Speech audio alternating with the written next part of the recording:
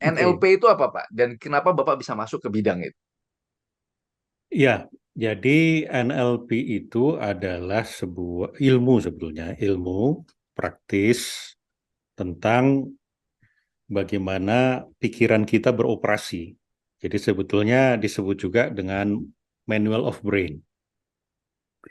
Ya kalau dari sejarahnya sebetulnya ini merujuk kepada gerakan yang disebut dengan positive psychology atau human potential movement di bidang psikologi di era tahun 60-an, 50-60.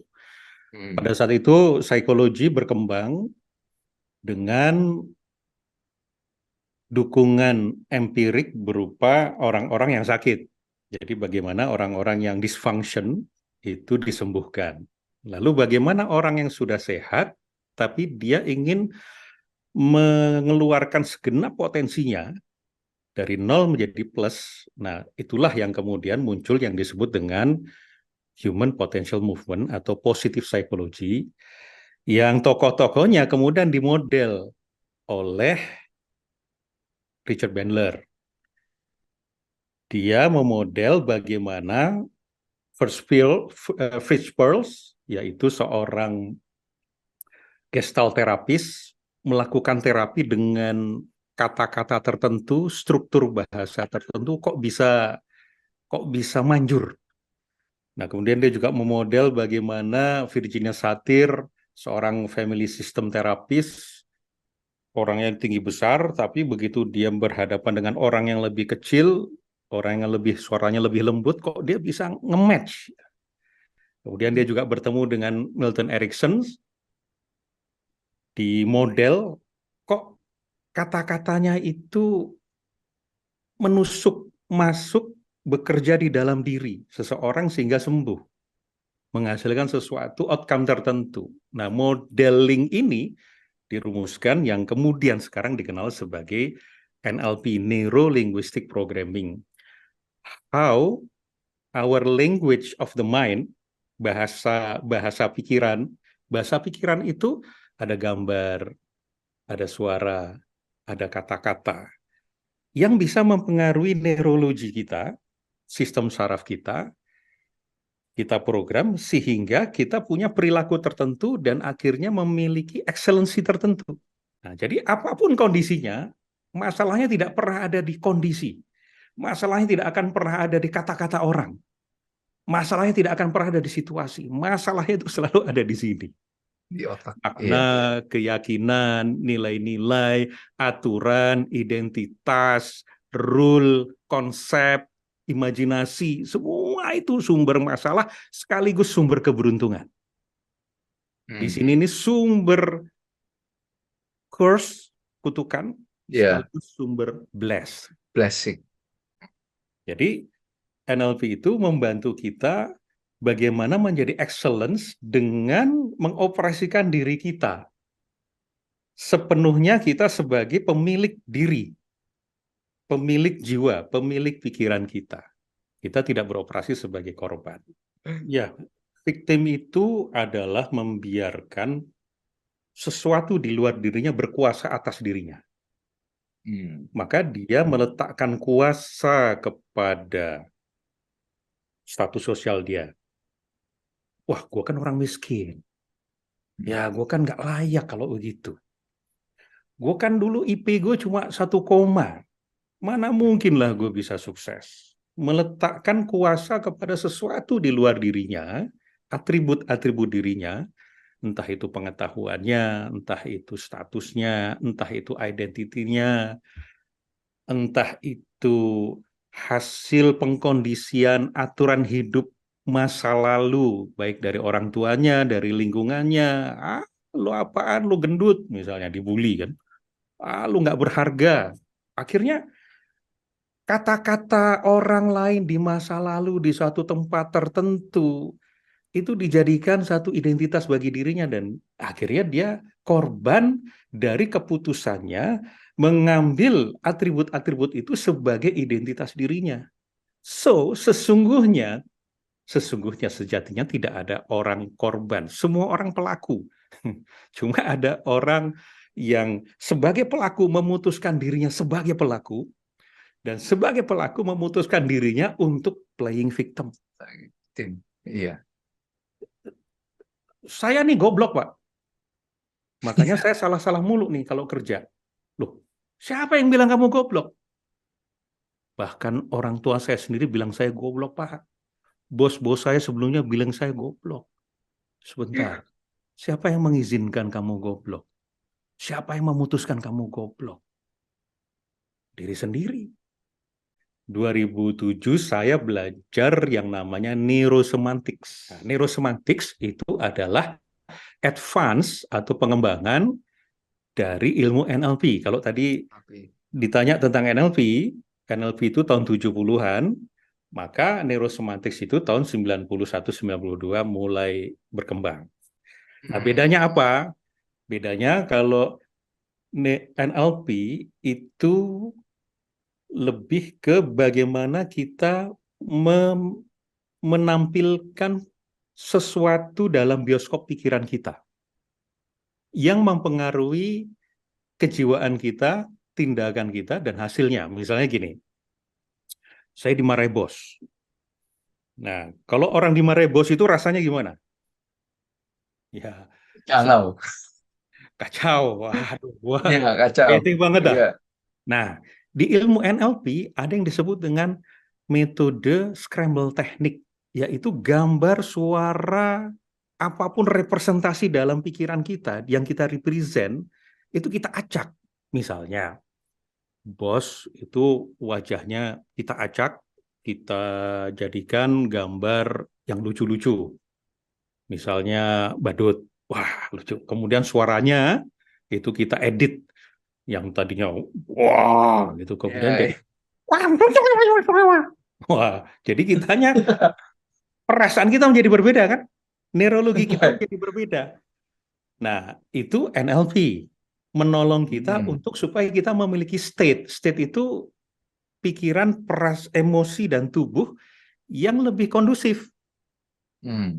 Nah, tapi kalau sampai di situ sifatnya hanya P3K. Maka neurosemantics, semantics itu adalah makna. Neuro adalah neurologi. Jadi how semantics does our neurology. Bagaimana kita kemudian mencari, memberi makna atas suatu kejadian yang makna itu membuat kondisi kita menjadi lebih berguna, tindakan kita menjadi lebih berguna. Maka pertanyaannya adalah, oke, apa artinya dimarahi bos? Nah, mulai kita mikirkan, masuk ke ruang dalam diri kita, kemudian mikir, artinya bos itu sayang sama gue.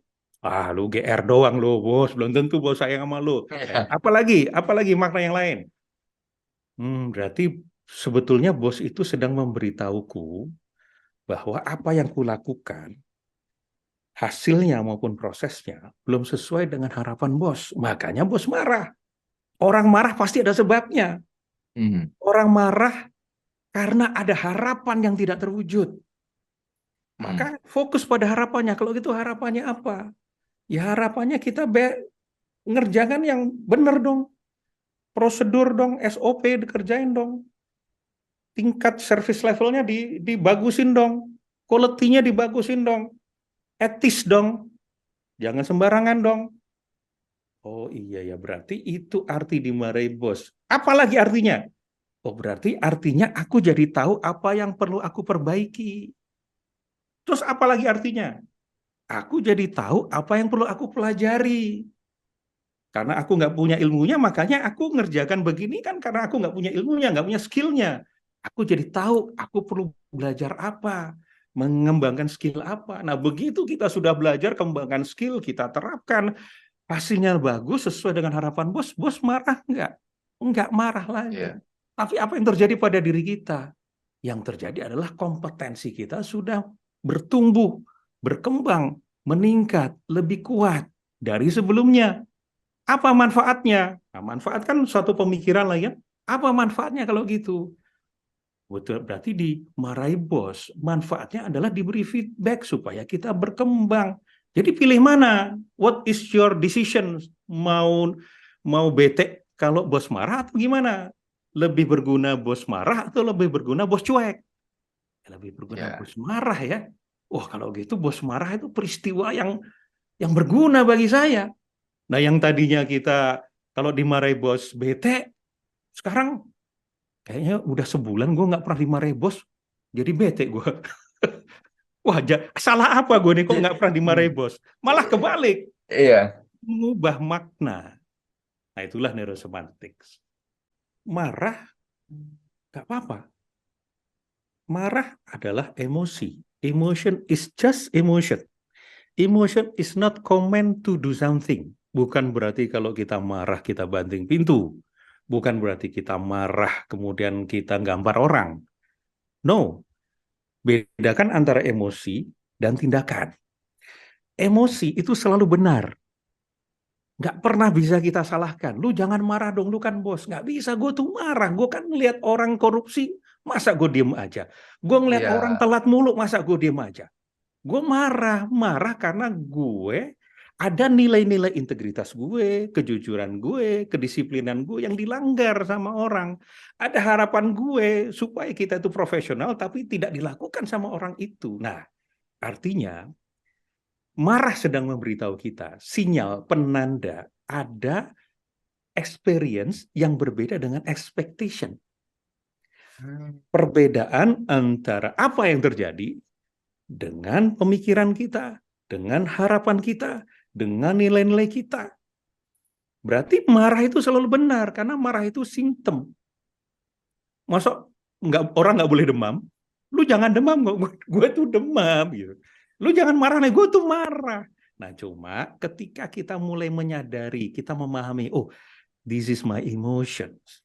Emosi ini tepat nggak? Karena ada juga kadang-kadang emosi yang nggak tepat. Kita marah di Hmm. rumah, kita bawa ke kantor. Nah, itu tidak tepat. Tapi kalau Hmm. ini tepat, saya tidak mengalami jump into conclusion kok. Saya tidak melabel orang kok. Saya nggak personalizing kok. Tadi tag personal. Ini Hmm. fakta. Ada orang yang menyimpang dan saya mau marah. Oke, ketemu kan? Ini marah. Ini pesan dari sang marah. Ini makna di balik marah. Ini sesuatu di balik marah itu. Kalau udah ketemu, thank you dulu kepada emotion. Thank you my emotion, thank you marah. Kamu sudah memberitahuku ada value yang dilanggar sama orang lain, ada sesuatu yang perlu aku bereskan. So, what do I really want from this situation? Oke, aku mau kasih tahu orang itu supaya dia kerja nggak kayak gini, supaya dia lebih etis, supaya dia lebih prosedural misalnya. Nah, tapi kalau mau ngomong seperti itu dengan emosi yang masih meluap-luap, berguna nggak? Efektif nggak? Nyampe nggak? Mudah disalahpahami nggak? Iya ya. Kalau gitu diperlukan apa sekarang? Perasaan apa untuk ngomong? Perasaan yang tenang. Nah, maka saya mengakses perasaan tenang untuk menyampaikan marah saya. Sehingga saya mengalami marah yang tenang. Tenang dalam kemarahan. Marahnya nggak hilang. Nggak hilang. Cukup dengan tenang. Saya pengen tambahkan lagi dengan respectful. Jadi respectful anger. Saya marah dan tenang dan penuh rasa hormat kepada orang itu. Cukup? Oke, cukup. Nah, kalau gitu udah dengan perasaan tenang dan penuh rasa hormat dalam saya menyampaikan marah saya bisa lebih efektif dalam berkomunikasi.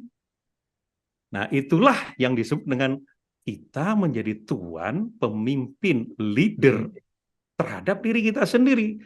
So, prinsipnya nggak pernah bisa kita memimpin orang lain sebelum kita mampu memimpin diri kita Diri sendiri. sendiri.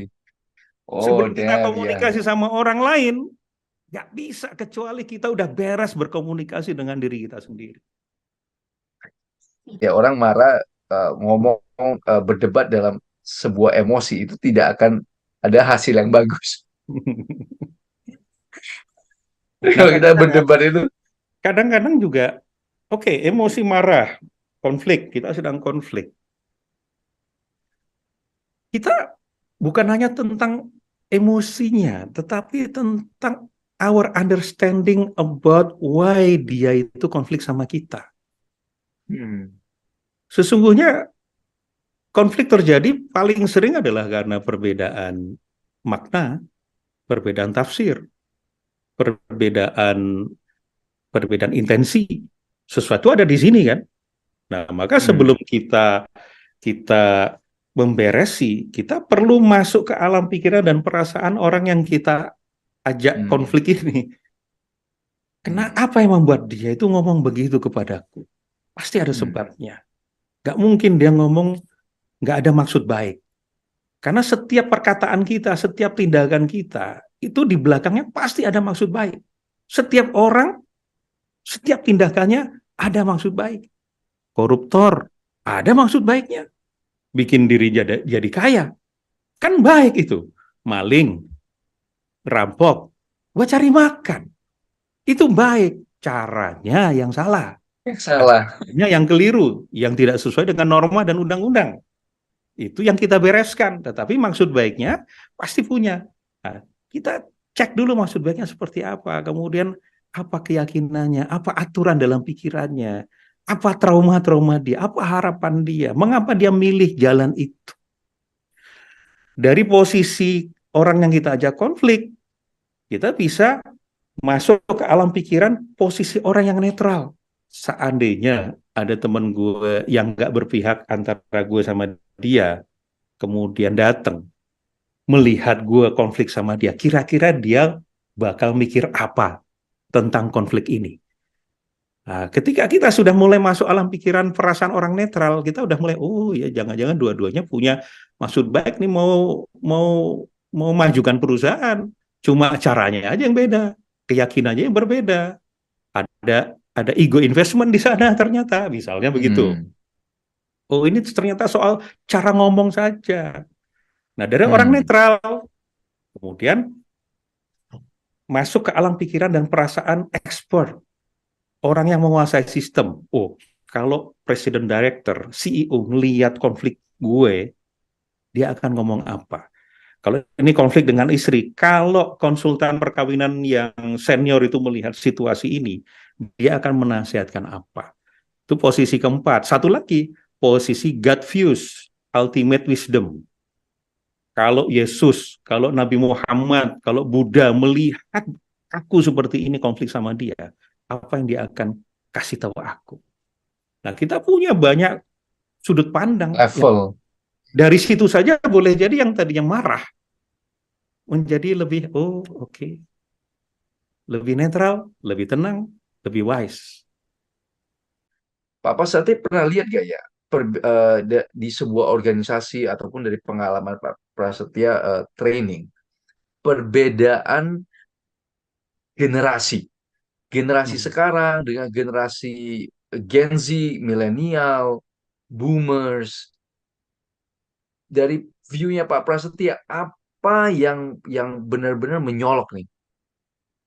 Apa yang menyolok di sebuah organisasi and how organisasi itu bisa maju nih dengan anggapannya oke sekarang banyak Gen Z, banyak milenial, banyak boomer.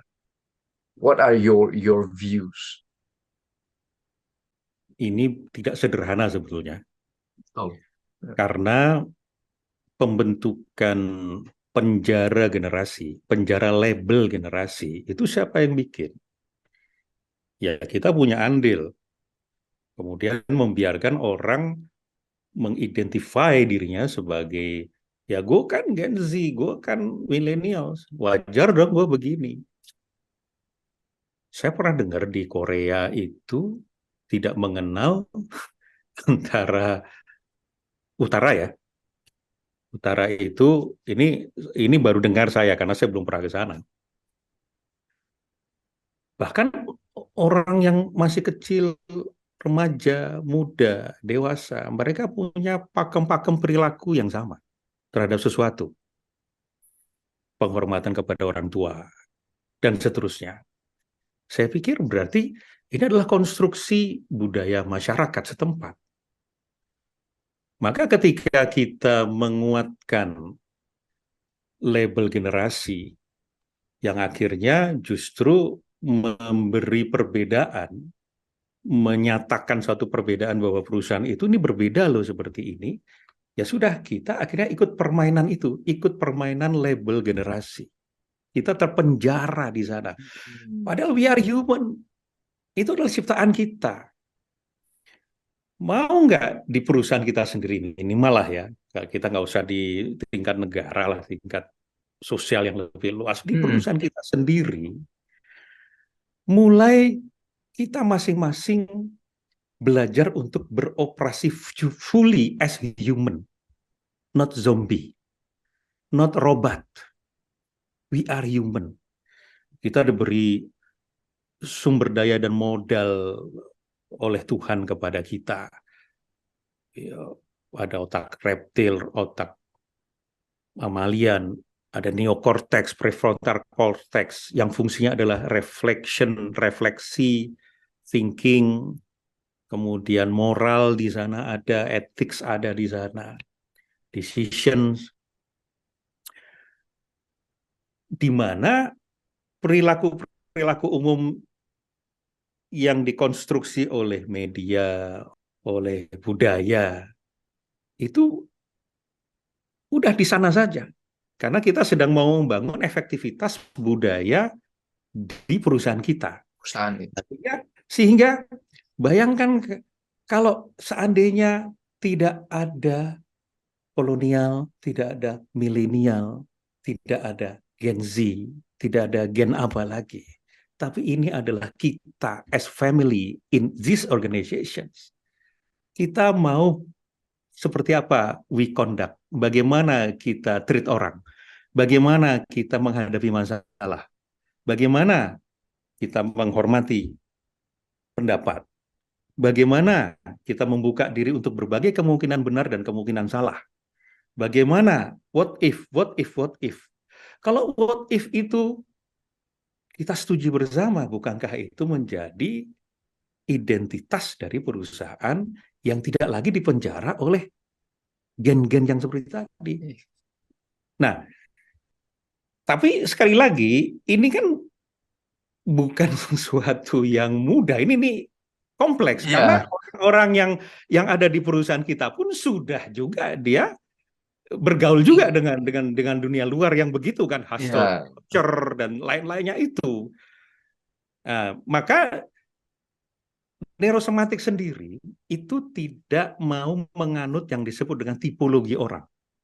Ada hmm. orang NTNJ, MBTI, Ya, kemudian kalau ada Stephen di situ ada intuiting, thinking, feeling, insting dan seterusnya. Karena itu adalah mesin kecerdasan. Itu adalah type of personality. Itu adalah apa? We are more than that. dan that we are more than Ya, label. kita ini, yes, we are more than what we think. Kalau ada orang mengatakan Ya, you are what we think, you are what you think. Oke, dalam konteks tertentu oke, but actually we are not what we think. What we think is just our product.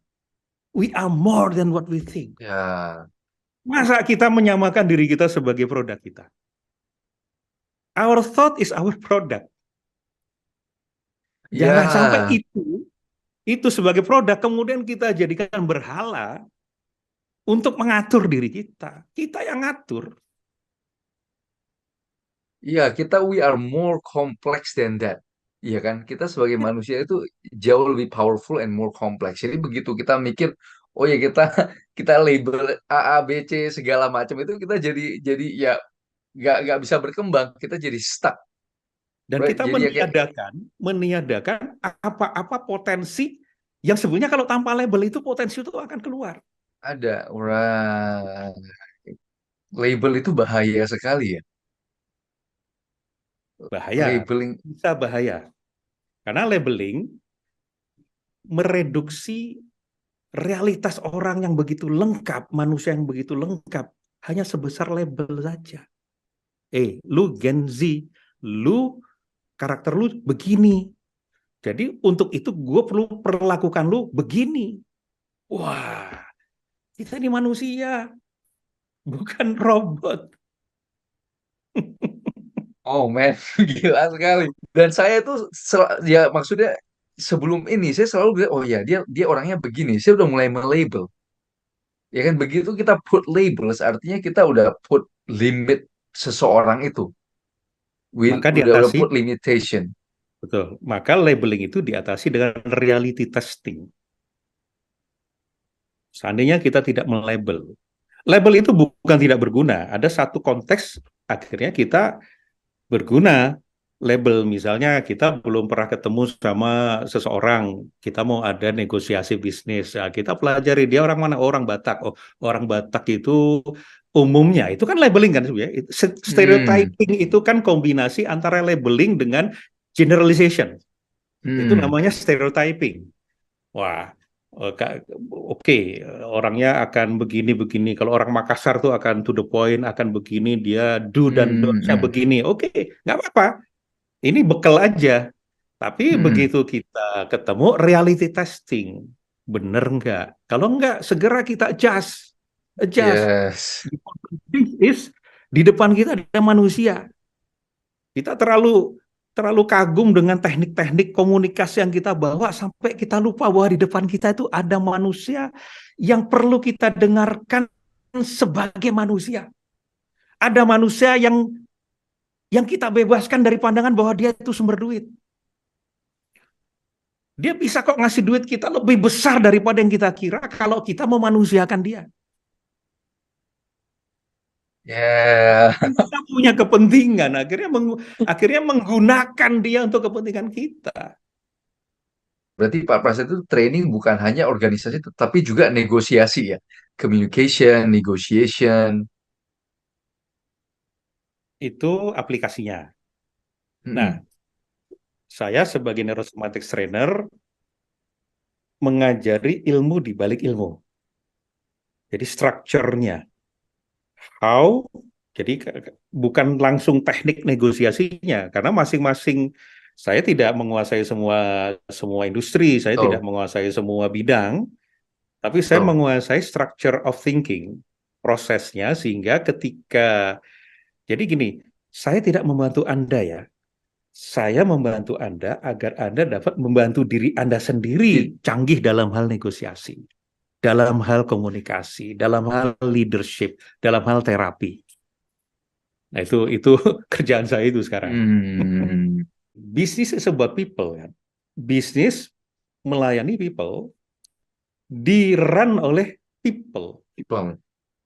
Maka kalau people tidak memahami bagaimana dirinya bisa beroperasi secara excellence, karena boleh jadi ketika orang mau mencapai suatu prestasi tertentu, ada penghalangnya dan penghalangnya ada dalam dirinya. Ada limiting belief, ada trauma-trauma, ada ketakutan-ketakutan masa lalu dan masa depan, ada cara berpikir yang low quality. Karena ada low quality thinking, dia mengira bahwa dirinya berpikir, ternyata dia sedang tidak berpikir, dia hanya mengulang-ulang pikiran atau meminjam pikiran orang lain. Itu bukan berpikir, berpikir beda gitu. Nah, artinya bagaimana mungkin manusia itu bisa beroperasi dengan excellence kalau dia tidak mengenal dirinya sendiri? Bagaimana mungkin kita bisa mengendari mobil kita dengan full potensi kalau kita nggak kenal kendaraan kita? Ya. Nah, disitulah akhirnya training-training yang saya fasilitasi tujuannya adalah untuk meningkatkan performa dari perusahaan itu. Tapi bukan hanya karena neurosemantics tentang makna, bukan hanya performa, toh. Karena performa itu lama-lama orang jadi workaholic, Yes. kering. Maka Ya. jangan kering. Beroperasi sebagai manusia utuh yang punya makna yang tinggi, meaningful. Maka meaningful performance. Ada perusahaan yang ketika mengundang saya untuk TNA, Training Analysis, kemudian bercerita, Pak, kita ini orang-orangnya religius, Pak. Kalau rapat pas mau azan, wah itu kita sudah berhenti. Karena kita biasanya sholat sama-sama di masjid. Terus jam 9, jam 10 biasanya kita duha, sholat duha bareng-bareng. Terus saya mikir gini kan, ini religius, mengaku religius, practicing praktis agama dengan baik lah gitu. Tapi kok dia ngundang saya ya? Nggak masuk akal bagi saya. Hmm. Kalau di dalam dirinya ada Tuhan, menghadirkan Tuhan dalam dirinya sehingga dia mau praktis, maka entheos, Tuhan dalam diri, antusias, maka sesungguhnya orang yang menghadirkan Tuhan dalam dirinya ketika bekerja, logiknya dia pasti performanya bagus. Karena ada jihad di dalam dirinya untuk Ya, menjalankan mandat-mandat ini dengan baik. ya, Ada apa di sini? Nah, setelah saya cek, ternyata mereka menempatkan makna ibadah terlalu rendah, dogmatis. Kalau kerja adalah ibadah ini belum make sense. Belum make sense. Sekarang kita lepaskan dulu semuanya. Saya tanya, Anda kerja untuk apa? Jujur. Ya untuk cari duit, Pak. Oke, untuk cari duit. Nah, ketika Anda sudah punya duit dari kerja ini, apa maknanya bagi Anda? Ya, saya akhirnya bisa menafkahi keluarga saya. Ketika Anda sudah bisa menafkahi keluarga Anda, apa maknanya? Ya, itu berarti saya sudah bisa menjalankan tugas saya sebagai kepala keluarga. Apa maknanya lagi kalau ketika Anda bisa menjalankan sebagai kepala keluarga? Saya menjadi orang yang bisa diteladani oleh anak-anak saya. Oke, apa lagi? Dengan Anda menjadi teladan, apa maknanya? Oh, anak bos saya juga bisa meneladani saya. Terus apa maknanya? Baru kemudian mulai menyentuh. Ini adalah persembahan terbaik saya sebagai manusia untuk sesama. Apa artinya? Artinya saya menjalankan fungsi saya sebagai makhluk Tuhan. Apa maknanya? Artinya saya ini adalah bentuk pelayanan saya kepada Tuhan. Apa maknanya? Baru mulai ibadah itu ditempatkan di tempat yang benar, di tempat yang benar. semestinya, yang tinggi. Nah, biarkan uang apapun itu muncul sehingga ketika kita memahami apa itu bekerja, make sense. Iya, Make sense. Dan sesuatu yang tidak make sense itu tidak akan digerakkan oleh tubuh. Tubuh perlu make sense untuk bergerak. Kalau nggak make betul. sense, nggak bergerak. Nah, jadi saya membantu bagaimana membuat sesuatu itu menjadi make sense, termasuk agama. Maka neurosemantics, NLP, ilmu untuk membantu kita mempraktekkan agama dengan efektif. Iya. Kalau nggak betul, jadi seakan-akan kita kadang ke tempat ibadah, ke apa itu ya kita menunjukkan cuma labeling kan. Ya kan Cuma lagi-lagi cuma untuk menunjukkan bahwa oh ya kita rajin kok, tapi makna sebenarnya itu nggak ada. ya. Maka kalau ada maknanya, doing-nya apa? Nah, banyak Hmm, juga ada orang yang workaholic, dia cuma performa tapi miskin makna. Tapi ada juga kayak model tadi, orang yang punya makna tinggi, tapi doing-nya miskin. begini. Nah, maka Ya, kalau dia miskin makna, tambahkan maknanya.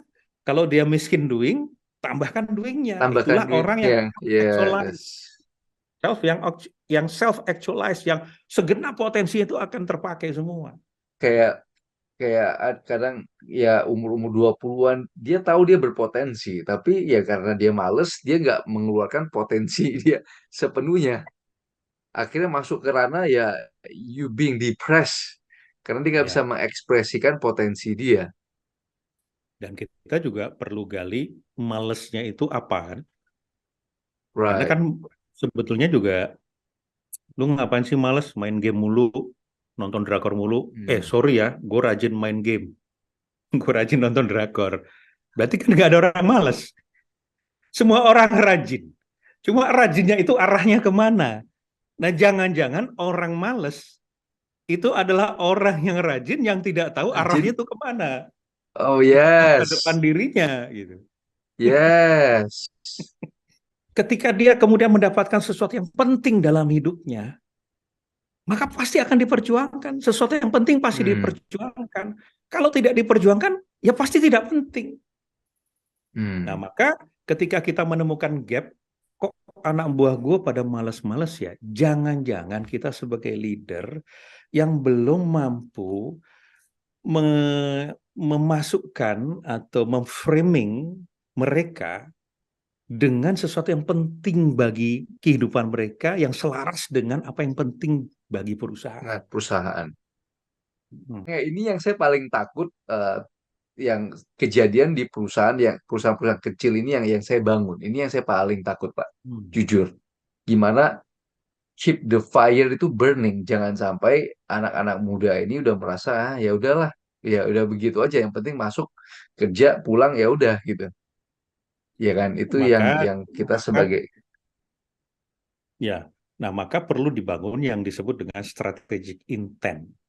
Bahan bakarnya itu adalah vision and values. Tapi real, not ngawang-ngawang ya, bukan ngawang-ngawang. Hmm, Karena itu bahan bakar yang menjagai gairah perjuangan, fighting spirit. Sama dengan Amerika lawan Vietnam kan yang kalah Amerika. mm-mm. Padahal kurang apa coba teknologi peperangan pada saat itu. Kenapa? Karena Ya, Vietnam itu punya yang disebut dengan strategic intent. Indonesia misalnya kan. Indonesia ya walaupun menangnya karena diplomasi dan seterusnya, tetapi secara teknologi peperangan kan bambu runcing lawan tank itu kan di ya atas kertas harusnya kita kalah, tapi ternyata kita menang misalnya. menang. Jadi di wacana-wacana agama, di semua agama juga ada kisah-kisah yang itu membangun sesuatu yang penting yang perlu diperjuangkan dalam hidup. Bukan hanya uang, bukan hanya jabatan, bukan hanya popularitas, tetapi intrinsik. Sesuatu yang luhur. Nah, karena kita manusia tadi, kalau hanya memotivasi hanya dengan pujian, dengan tepokan, dengan bonus insentif itu, kita manusia sebagai biologi, sebagai binatang ekonomi, belum sebagai insan. Kita masih sebagai binatang ekonomi. Ya, Nah, ini insan manusia yang luhur, yang sempurna diciptakan oleh Sang Maha Sempurna untuk tujuan-tujuan sempurna. Nah, kalau kita udah dapet itu, ya wah, keren. itulah itulah strategic intent, ya kan? Dimana ya bener sih, kalau bonus gitu-gitu ya sekedar hari ini dapat bonus besok udah lupa, iya kan? Kalau cuma sekedar bonus, dapat ya udah, dapat bonus ya sekedar 1 2 hari happy, udah setelah itu ya udah. Konsepnya Abraham Maslow yang sudah kita kenal, yang piramida kebutuhan itu. Ada Hmm. kebutuhan fisik, ada kebutuhan keamanan, Oh, kebutuhan ya, cinta, love, ada kebutuhan tentang position, acknowledgement, dan yang di atas itu adalah kebutuhan self actualization. Nah, kebutuhan 1 sampai 4 itu disebut dengan deficiency needs. Kebutuhan yang merupakan kekurangan. Kalau terjadi kekurangan, begitu dipenuhi kebutuhan akan netral. Nol. Makanya tadi Hmm. bonus, ujian, jabatan, itu kalau sudah tercapai, ya sudah lupa besok, udah nol. Netral. Dia Besok kurang netral. lagi. Nah, besok kurang lagi. Nah, tetapi kalau kita masuk ke kebutuhan self-actualization, yaitu bagaimana kita menggunakan, mengeluarkan segenap potensi kita. Di sana ada learning, ada contribution, ada derma, ada berbuat baik. Itu kalau kita penuhi, bukannya nol, makin pengen lagi. Kita berbuat Hmm. baik kepada orang, begitu kita lakukan, kan kita pengen lagi. Kita belajar Hmm. suatu ilmu, kita dapat pencerahan, kita pengen lagi. Malah nggak, ya Allah, ya Tuhan, gue segoblok ini ternyata ya. Ternyata masih banyak pintu kotak-kotak Pandora, pintu ilmu yang perlu gue Itu masukin. Nah, kalau organisasi itu sudah membangun learning culture, self-actualization culture, wah itu orang akan memenuhi kebutuhan dirinya, dan akhirnya kita perusahaan hanya memfasilitasi orang itu berkembang. Ah, Dan loyalitas terbangun dari situ, bukan loyalitas iya. berdasarkan uang. Oh, ini yang sering kali kita salah ya. Kita sebagai eh, entrepreneur, kita selalu menganggap loyalitas itu kebanyakan adalah uang, padahal bukan. Bukan Adalah self, value. Ya, dia ya. merasa bertumbuh nggak, menjadi manusia nggak di perusahaan itu. Makanya John Adair kan bilang gini, pemimpin yang buruk adalah ketika anak buahnya atau anggotanya mencemoohkan kehadirannya. Itu pemimpin yang buruk. Pemimpin yang baik adalah ketika anggotanya mengeluh-elukan kehadirannya. Weh, Pak Weli, seneng deh kita ditraktir mulu gitu. Tapi itu belum cukup ternyata. Pemimpin yang buruk, pemimpin yang baik, ternyata ada pemimpin yang paling baik adalah ketika anggotanya tidak menyadari akan kehadirannya. Kenapa? Karena everybody in organizations becomes leader of themselves. Yes. Dia sudah memimpin dirinya sendiri untuk memahami visi misi perusahaan, mau memimpin dirinya untuk menjalankan program-program perusahaan, untuk melayani orang, untuk mengembangkan dirinya. Dia sudah self-organized, self-lead. Nah, Oh itu iya, dimulai menarik. dari the Diri owners-nya, kita. the top manajemennya. Kita ini manusia sudah diciptakan sempurna. Ibaratnya kalau kita ini sudah diberi sayap untuk terbang, lalu buat apa kita merayap? Artinya kita sudah diberikan Tuhan segenap potensi, dan tempat yang paling kaya itu adalah kuburan. Karena di sana bersemayam orang-orang yang punya cita-cita tinggi, punya dream, punya potensi, tapi hidupnya akhirnya gitu-gitu aja karena tidak merealisasikan mimpinya yang besar itu.